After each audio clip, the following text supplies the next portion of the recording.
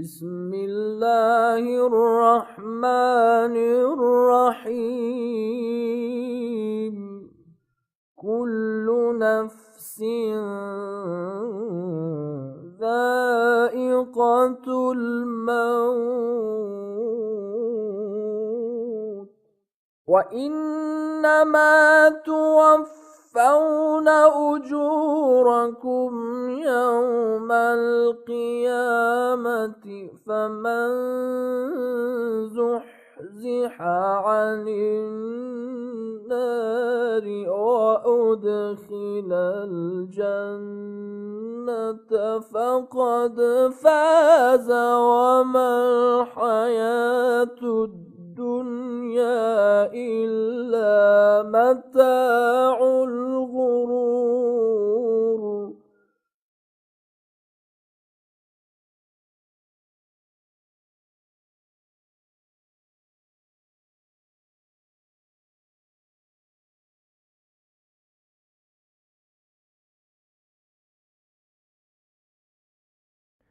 اعوذ باللہ من الشیطان الرجیم بسم اللہ الرحمن الرحیم وبہ نستعین وہو خیر ناصر ومعین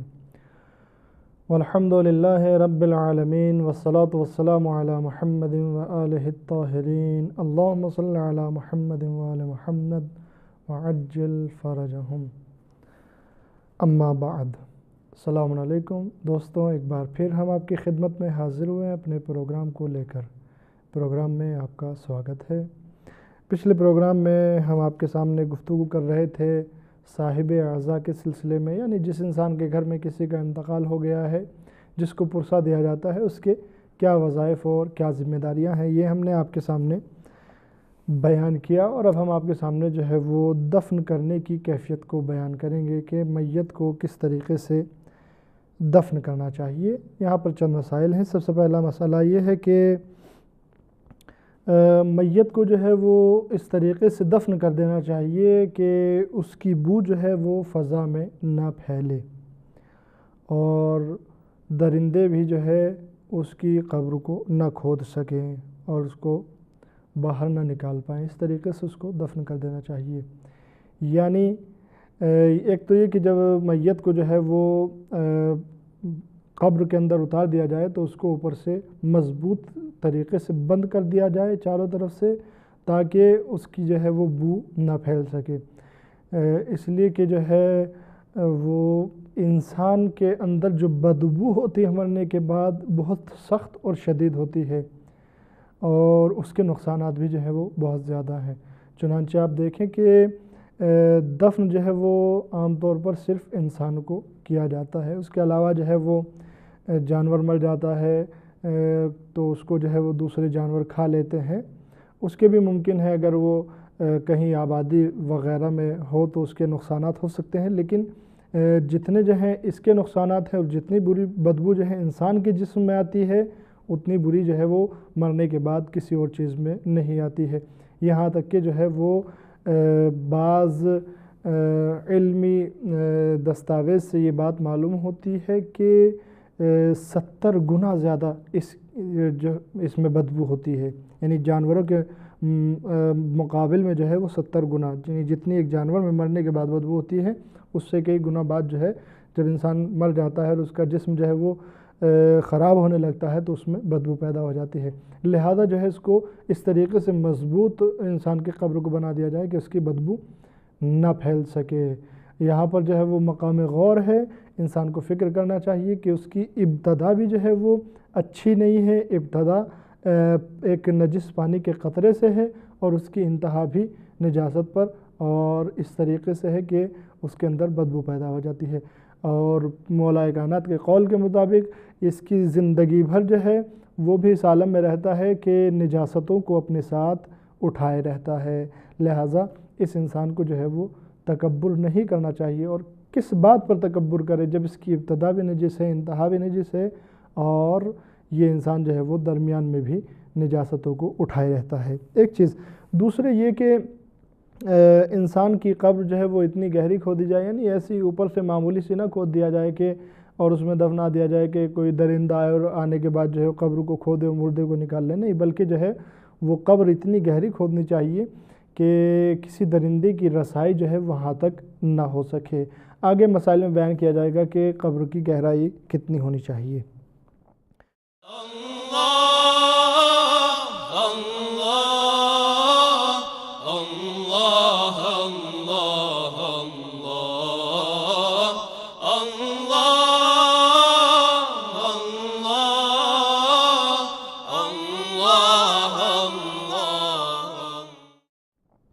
دوسرا مسئلہ یہ ہے کہ میت کو جو ہے وہ قبر میں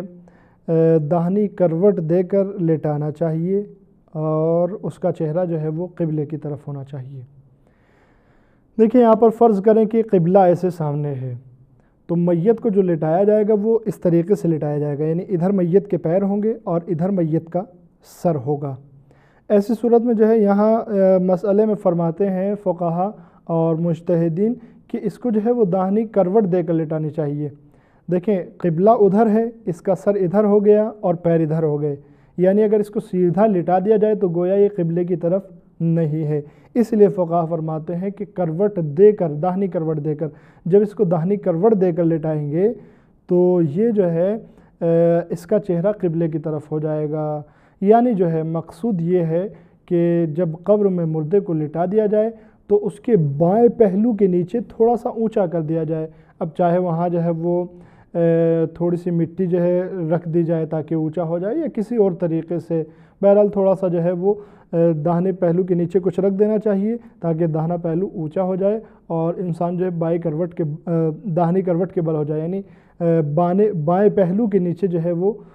تھوڑا سا اونچا کر دینا چاہیے تاکہ داہنی طرف کروٹ لے لے اور اس کا چہرہ جو ہے وہ قبلے کی طرف ہو جائے۔ عام طور پر جو ہے وہ دیکھا جاتا ہے کہ میت کو قبر میں لٹانے کے بعد صرف اس کے چہرے کو قبلے کی طرف موڑ دیا جاتا ہے، یعنی یہ قبلہ ہے، اس طریقے سے یہاں میت لیٹی ہے، پیر ادھر ہیں، سر ادھر ہے، اور میت کو سیدھا لٹا کر جو ہے اس کے سر کو صرف قبلے کی طرف موڑ دیا جاتا ہے۔ یہ کافی نہیں ہے، بلکہ میت کے جسم کو بھی تھوڑا سا جو ہے وہ کروٹ کی طرح اس کو لٹایا جائے تاکہ جو ہے وہ قبلے کی رخ ہو جائے، اس لیے کہ قبلہ رخ ہونے میں جو ہے وہ چہرہ اور سینہ قبلے کی طرف ہونا چاہیے۔ تیسرا مسئلہ یہ ہے کہ اگر میت کو زمین میں دفن کرنا ممکن نہ ہو، مثال کے طور پر جو ہے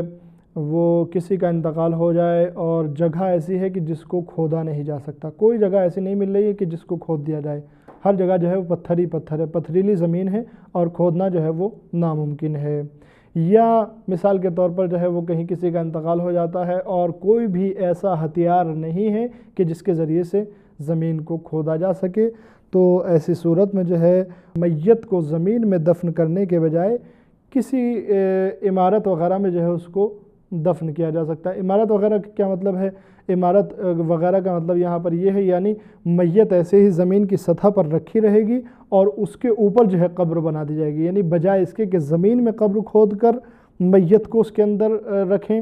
بجائے اس کے جو ہے کیا کریں گے، چونکہ مجبوری ہے یہاں پر زمین کھود نہیں سکتے ہیں، یا تو زمین سخت ہے یعنی پتھر کی زمین ہے، مکمل پتھر ہے، نہیں کھود پا رہے ہیں، یا جو ہے وہ ہتھیار نہیں ہے، تو ایسی موقع پر جو ہے وہ زمین یہ میت جو ہے زمین کے اوپر رہے گی اور اسی کے اوپر جو ہے وہ قبر بنا دی جائے گی۔ اور اگر یہ بھی نہیں ہو سکتا ہے تو پھر میت کو تابوت میں بھی رکھ سکتے ہیں، البتہ مکمل کوشش کرنی چاہیے کہ اس کی بدبو جو ہے وہ نہ پھیلنے پائے۔ چوتھا مسئلہ یہ ہے کہ اگر کوئی کشتی میں مر جاتا ہے، مثال کے طور پر لوگ جو ہے وہ کشتی میں سفر کر رہے ہیں سمندر میں اور کشتی میں کسی کا انتقال ہو جاتا ہے، یا آج کل جو ہے وہ پانی کے جہاز بہت زیادہ چلتے ہیں اور بہت بڑے بڑے بھی ہوتے ہیں، اگر اس میں جو ہے وہ کسی کا انتقال ہو جاتا ہے تو اگر کشتی جو ہے وہ پانی سمندر کے بیچ میں ہے اور کچھ دن بعد جو ہے وہ کنارے پر پہنچ جائے گی، چاہے ادھر پہنچ جائے یا ادھر پہنچ جائے، ایک کنارے پر پہنچ جائے گی، تو اگر جب تک کشتی کنارے پر پہنچے تب تک جو ہے وہ جو میت مری ہے اس کے جسم کے خراب ہونے کا خطرہ نہیں ہے اور کشتی میں رکھنے میں کوئی مشکل بھی نہیں ہے، یعنی کشتی میں اس کو رکھا بھی جا سکتا ہے، کسی طرح ہی کوئی مشکل نہیں ہے، یعنی جب تک جو ہے وہ خشکی پر پہنچیں گے تب تک نہ اس کا بدن خراب ہوگا، یعنی نہ بدن سڑے گا، اور اس کو کشتی میں رکھنے میں بھی کسی طرح کی کوئی مشکل نہیں ہے۔ تو پھر جو ہے وہ صبر کرنا چاہیے یہاں تک کہ خشکی پر پہنچ جائیں، اور خشکی پر پہنچنے کے بعد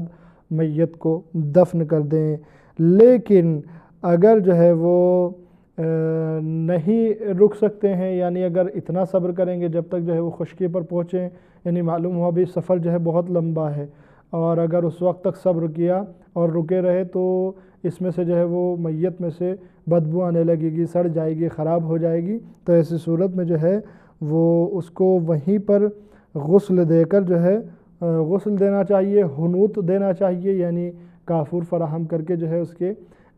پیشانی، ہاتھوں وغیرہ پر جو سجدے کے مقامات بیان کیے تھے ہم نے پہلے بھی،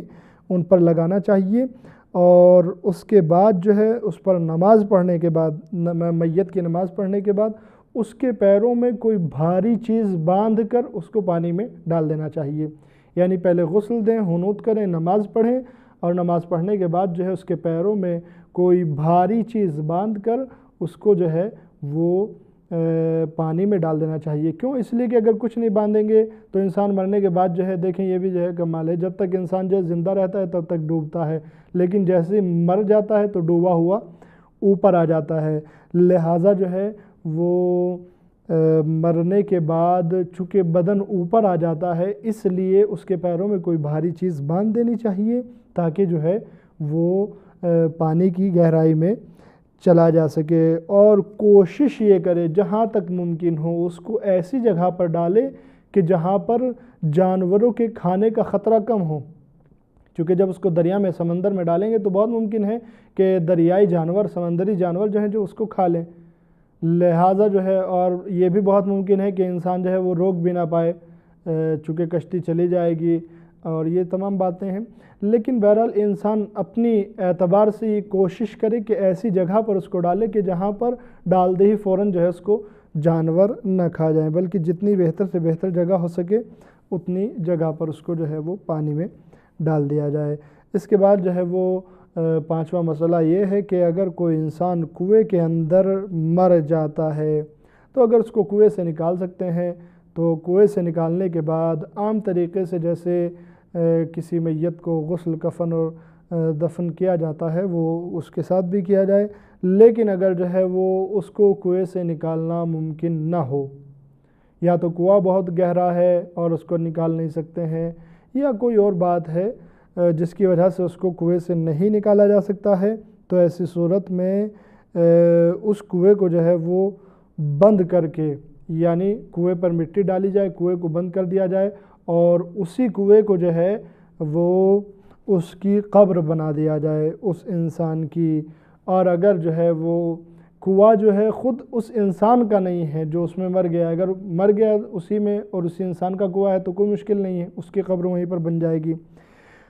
اگر وہ کنواں اس انسان کا نہیں ہے تو اس کی قبر تو وہیں پر بن جائے گی، لیکن جس کا کنواں ہے اس انسان کو راضی کرنا پڑے گا، چاہے پیسے دے کر راضی کریں کہ بھائی آپ کے کنویں میں جو ہے فلاں مر گئے ہیں، ہم نے جو ہے ان کی قبر وہیں پر بنا دی ہے، آپ راضی ہو جائیے، قیمت لے لیجئے، کسی طرح سے بہرحال جو کنویں کا مالک جو ہے اس کو